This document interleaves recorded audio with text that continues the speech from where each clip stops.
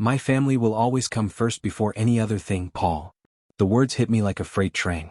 I'm standing in our kitchen, suitcase half-packed on the floor, resort confirmation clutched in my hand.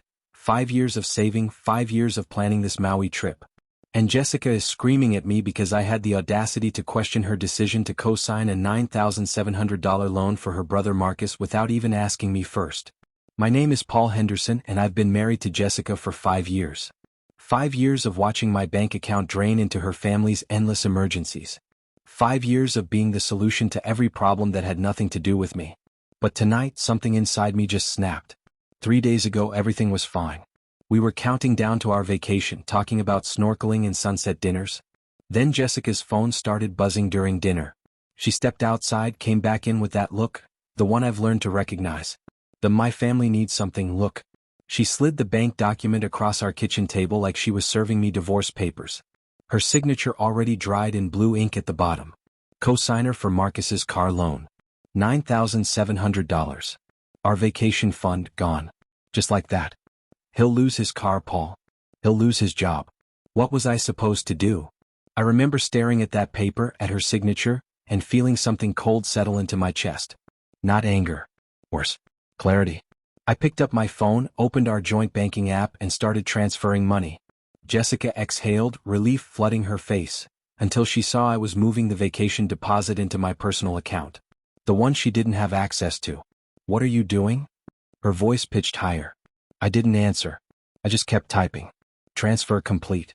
Then I stood up, walked to our bedroom, and continued packing. "Paul, what are you doing?" I folded another shirt. "Going to Maui. We can't afford it now, I just." "You can't afford it." I zipped my suitcase. "I can." That's when she said it. When she screamed it. When she made it crystal clear where I stood in her hierarchy of priorities.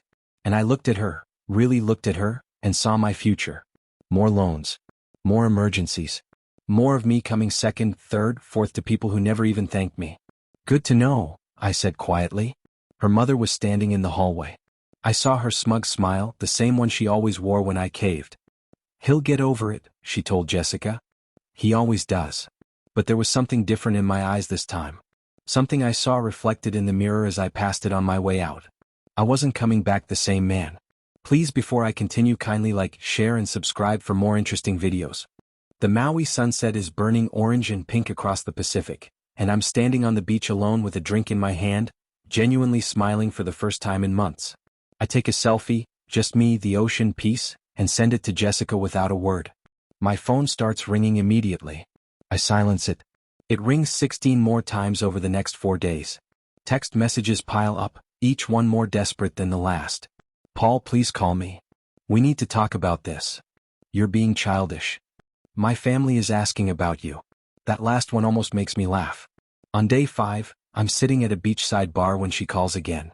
Something in me decides to answer. "When are you coming home so we can talk?" Her voice is small, uncertain.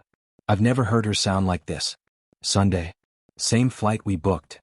I take a sip of my Mai Tai, watching a couple walk hand in hand along the shore. "Paul, I'm sorry, my family needed." "See you Sunday, Jessica." I hang up before she can finish. Before she can say the words that always worked before. Before I can remember the Jessica I fell in love with, the one who existed before her family's needs became our entire marriage. Because here's what she doesn't know. This pattern started long before the vacation. It started in year 1 when her dad had a medical emergency that required $4,200. I paid it. Gladly. That's what you do for family, right? Then came her sister Lisa's business investment, $6,800 that disappeared into some multi-level marketing scheme. Then Marcus's first one-time bailout of $3,400 when he lost his job. Again. Then her mother's roof repair for $5,100 that somehow required a brand new kitchen too. Every single time Jessica promised it was the last time. Every single time I watched her family celebrate, barbecues, new purchases, vacations I funded, without a single thank you. Every single time I slept alone because Jessica was at her parents' house, managing the crisis. I kept a ledger. Not because I'm petty, but because I'm an accountant. Numbers don't lie. People do. On the plane home, while other passengers watch movies, I'm reading divorce attorney websites. I've already bookmarked 3 firms. Already scheduled a consultation for next Tuesday. The man who left for Maui isn't the man who's coming back. I walk through our front door Sunday evening, and Jessica is standing in the living room like she's been waiting there for hours. Maybe she has. She moves toward me for a hug and I sidestep her, setting my suitcase down. Paul, can we please talk about? I hand her a spreadsheet. 3 pages, printed, highlighted, with her name at the top. What is this? Our bills? Split exactly 50-50.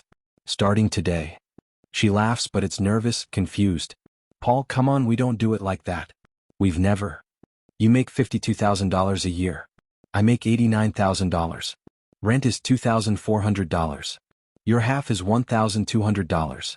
Utilities average $340. Your half is $170. Groceries. That's not how marriage works. Her voice is rising again. I look at her with eyes that feel like they belong to someone else. Someone colder. Someone who finally learned. You're right. In marriage, family comes first. You said yours does. So I'm treating you like a roommate. I hand her the second document. She's shaking as she reads it. You removed me from your credit card? Effective 3 days ago. While I was in Maui. Her face goes white. Paul, my family sometimes needs. They have you. Not us. You. I pick up my suitcase and head toward the spare room. That room. The one we talked about turning into a nursery someday. I remember the conversation clearly, year 2 of our marriage, lying in bed, her head on my chest. 2 more years, she'd said. Once Marcus gets his business going, we'll start trying. Year 3, once Dad's medical stuff is settled. Year 4, once Mom's house situation is stable. Year 5, I stopped asking about the nursery. Stopped imagining little feet running down our hallway. Because I finally understood, there would always be another emergency. Another reason to wait. Another family member who came before the family we were supposed to be building. Jessica follows me to the spare room doorway. What are you doing? I'm unpacking boxes I ordered while she was at work last week. A desk. Office supplies. My laptop setup. Making an office. This was supposed to be for our baby. I know. I don't look at her. But we can't afford a baby when you're sending $800 to $1,200 to your family every month. That's temporary. Now I do look at her. Really look at her. 5 years, Jessica. That's 60 months of temporary. She's crying now, but I feel nothing. That's the scariest part. I used to break when she cried. Used to cave, apologize, write another check. Now I just see the manipulation. Her eyes catch on something else in the corner. A softball glove, woodworking tools still in packaging, a guitar case. When did you buy all this? While you were at your parents' house managing emergencies. Turns out I had a lot of free Tuesday and Thursday evenings. I don't tell her about the woodworking class I enrolled in. Or the softball league starting next month. Or the therapy appointment I have scheduled, because somewhere in Maui, watching couples hold hands and families laugh together, I realized I'd lost myself completely. Jessica backs out of the room slowly like I'm a stranger. Good. Maybe it's time she met the real Paul. The one who's done being an ATM. Sunday dinner at Jessica's parents' house has been non-negotiable for 5 years. Every single Sunday at 6 o'clock, no exceptions. I missed my college roommate's wedding for Sunday dinner. Cancelled my own father's 70th birthday because it's family dinner, Paul, you know how Mom gets. This Sunday I don't show up. Jessica goes alone, and I know the exact moment she walks through that door without me because my phone explodes with calls. I silence it. I'm at Buffalo Wild Wings with 3 guys from my new softball team, beer in hand, laughing at something I actually find funny. At 6:47 p.m., I take a photo of my beer and the game on the screen and send it to Jessica. No caption needed. According to her tearful recap later that night, her father stood up the moment she arrived alone. Where's Paul? He had plans. Marcus laughed, actually laughed. Plans? What plans? We're his plans. We're family. But here's what Marcus doesn't know. I spent 5 years sitting at that dinner table scrolling through my phone because nobody ever talked to me. They talked about money. About bills. About who needed what next. I was a wallet with legs watching football highlights under the table while they planned how to spend my money. Jessica's mother grabbed her phone when my photo came through. He's choosing strangers over family? What did you do to him, Jessica? And that question, that one question, is the most honest thing her mother has ever said. Because Jessica did do something. She chose them over me, every single time, and now she's shocked that I finally noticed. When she comes home that night, makeup ruined from crying, she finds me in my new office watching the game on my laptop. They're asking what's wrong with you. I don't look away from the screen. Nothing's wrong with me. For the first time in 5 years, nothing is wrong with me. She stands there for 10 more minutes. I don't acknowledge her. Eventually she leaves. The door closing behind her sounds like freedom. 3 months pass like winter. Jessica and I live like polite strangers. She pays her half of everything, always late, always with resentment in her eyes. I see the calculations she's doing, realizing for the first time how much I actually contributed. How much easier life was when she had unlimited access to my accounts. I'm thriving. 20 pounds lighter from softball. Calluses on my hands from woodworking. I built a bookshelf last week that actually looks professional. My therapist says I'm rediscovering my identity outside of being a provider. I call it finally waking up. Jessica tries different tactics. Seduction 1 week, new lingerie that stays in the drawer. Guilt the next. Don't you miss us? There is no us. There's her and her family, and there's me. Her family stops inviting me to things, which is the best gift they've ever given me.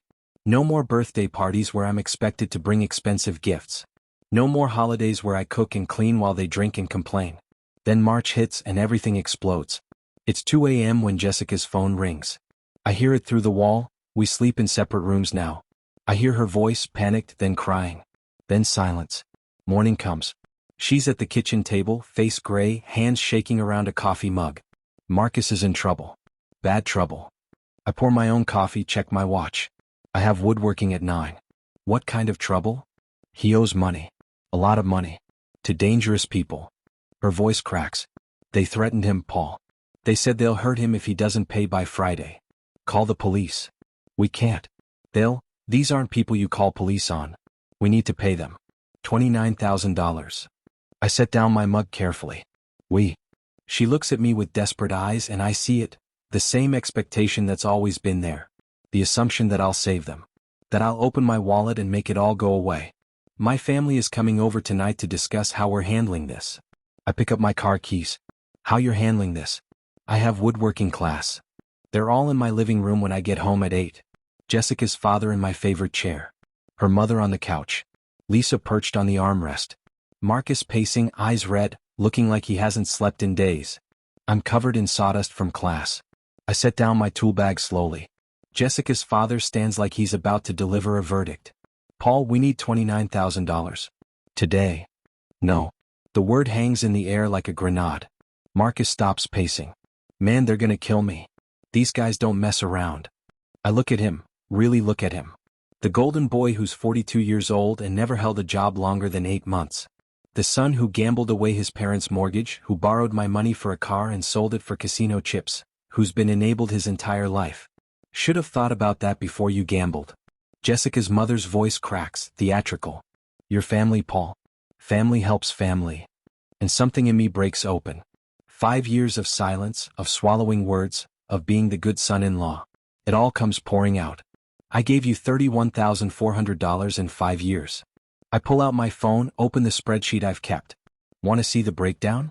Dad's medical emergency that turned into a vacation to Atlantic City, $4,200. Lisa's business investment in that pyramid scheme, $6,800. Marcus's first loan that he swore he'd pay back, $3,400. Mom's roof repair that somehow included a kitchen remodel, $5,100. The car loan Jessica co-signed without asking me, $9,700. Miscellaneous emergencies that were actually just wants, $2,200. I turn the phone around so they can all see. Total paid back? $0. 0 thank yous. 0 invitations to the things my money paid for. I'm not family. I'm your AITA. Jessica stands up, tears streaming. Paul, if you don't help, I want a divorce. I pull out my phone and dial. Hello, David? Yeah, I'm ready to file those papers we discussed.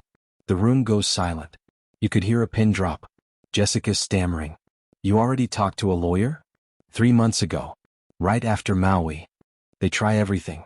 Jessica's father applies for loans, denied, credit destroyed from Marcus's previous disasters. Her mother sells jewelry, gets $3,400. Not even close. They attempt to remortgage the house, but they're already underwater from the last time they bailed Marcus out. I watch it unfold from my office, from my separate life. Jessica comes home each night more devastated. They're losing the house. The foreclosure notice came today. Are you happy now? She screams at me one night. My parents are going to be homeless. They're going to live with Lisa. That's not homeless. You could stop this. You have the money. I look up from my laptop. I also have self-respect now. Turns out they're mutually exclusive with funding your brother's gambling addiction. Marcus disappears 2 days before the debt is due. Just vanishes. Leaves his family holding the bag, facing the consequences he created. Jessica's parents pack up the house they've owned for 30 years, crying while I'm at softball practice hitting home runs. Her mother's last words before she leaves cut Jessica deeper than anything. You had one job, Jessica. Keep Paul happy. Keep the money flowing. And you couldn't even do that. That's when Jessica finally sees it. She wasn't a daughter to them. She was an access point. A pipeline to my wallet. But it's too late. The divorce papers are filed. Court date set. And I sleep better than I have in years. The courtroom is smaller than I expected. Jessica sits across from me with her lawyer, a guy who looks fresh out of law school. My lawyer, David, is a shark in a suit who costs $400 an hour and is worth every penny. The judge is a woman in her 60s who looks tired of marriage disputes. David stands, presents his evidence. Text messages printed and highlighted. The big one, Jessica's declaration. My family will always come first before any other thing, Paul.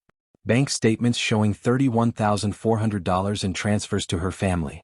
Records of the canceled vacation, the co-signed loan, everything. Jessica's lawyer tries. Your Honor, marriage is a partnership built on mutual support. David cuts him off smoothly. Mrs. Henderson explicitly stated her family comes first, above her husband. For 5 years, my client financed her family's lifestyle while she contributed minimally to marital goals. She unilaterally canceled their vacation to co-sign a loan without his consent. When faced with another family crisis, she threatened divorce if he refused to pay. My client simply took her at her word about her priorities. The judge removes her glasses. Looks directly at Jessica. Mrs. Henderson, did you tell your husband that your family comes first before anything else? Silence. Jessica's lawyer whispers something to her. Yes or no, Mrs. Henderson? Yes. Her voice is barely audible. Then Mr. Henderson treated you accordingly. I see documented evidence of his attempts to establish boundaries, his separation of finances after your statement, and your explicit threat of divorce as financial coercion. She looks at the prenuptial agreement. Divorce granted. Assets split per prenuptial agreement signed in 2019. Jessica's face crumbles. She'd forgotten about the prenup. My inheritance from my grandmother, my 401k, my personal savings account, all protected. She gets half of what we accumulated together, which isn't much because most of my money went to her family. Outside the courthouse, she tries one last time. Paul, please. Can we just talk? We just did. For 5 years. I finally listened. 6 months later, I'm standing in my new condo, and it feels like mine. Every piece of furniture I chose. Every picture on the wall I hung. The woodworking shop in the garage is my sanctuary. I built the kitchen table, the coffee table, even the bed frame. Sarah is in the kitchen making dinner. We met at woodworking class 4 months ago. She's a teacher, patient and kind, with clear eyes and healthy boundaries. Do you regret how it ended? She asks, stirring pasta sauce. I think about it honestly. I regret not respecting myself sooner. Your ex-wife's family lost everything? They lost their safety net. They still have each other, which apparently comes first. I smile and it's not bitter anymore. Just factual. Sarah mentioned her parents casually on our second date.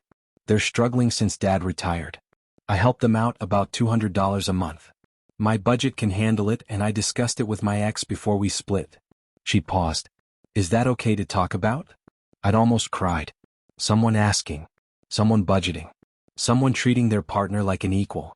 You discussed it with him first? I'd asked. Of course. We were a team. That's when I knew. Healthy love has boundaries. Respect. Communication. My phone buzzes. Jessica's name. Sarah sees it, raises an eyebrow. Should I answer?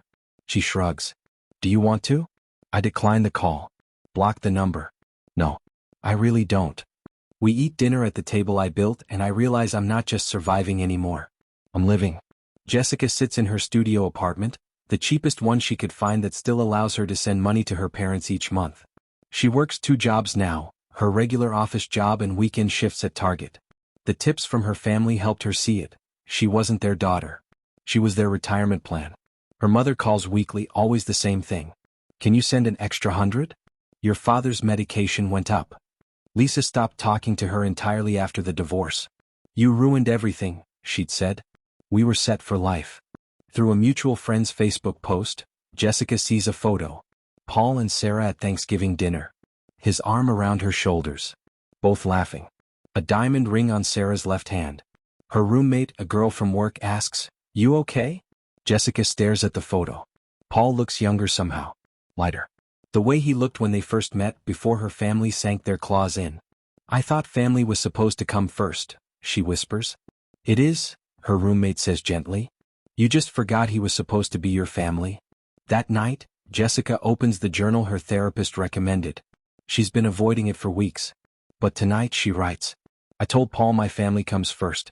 He said good to know. I thought he'd fight for me. Beck. Prove his love by paying. Instead he proved his self-respect by walking away. I chose blood over vows.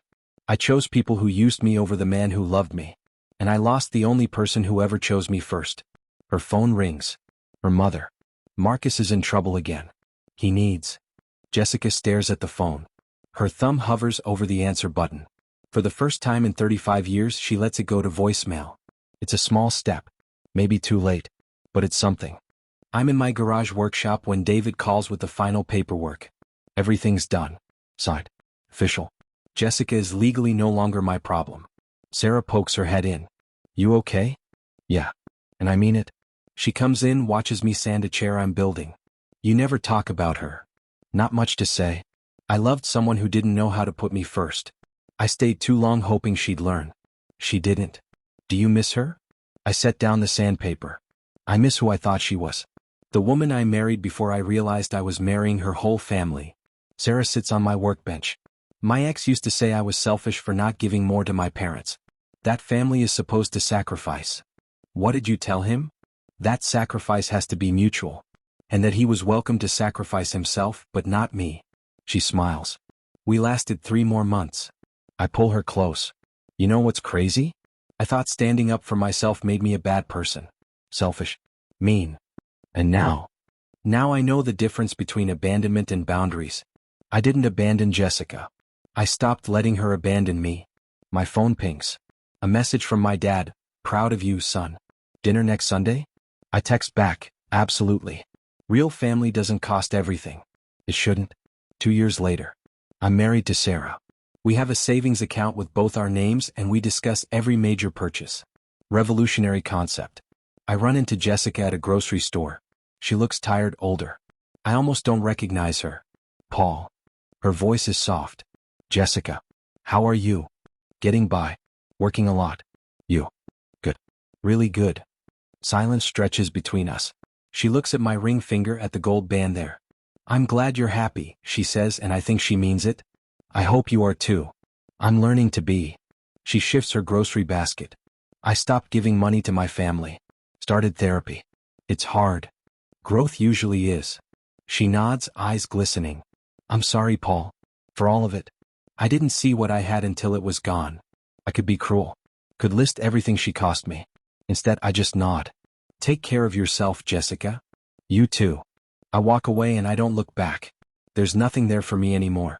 No anger, no bitterness, no what-ifs. Just a lesson learned. That night, Sarah asks about it. I tell her everything. "Do you wish you'd done anything differently?" she asks. I think about the man who paid $31,400 to be tolerated. Who missed his father's birthday for people who didn't care. Who almost lost himself completely. "Yeah," I say. "I wish I'd said good to know about 4 years earlier." She laughs, kisses my forehead. Live and learn. Live and learn, I echo. And I finally am. Living. On my terms. With someone who knows that love isn't sacrifice, it's partnership. Jessica learned too. Just too late to save us. But maybe just in time to save herself.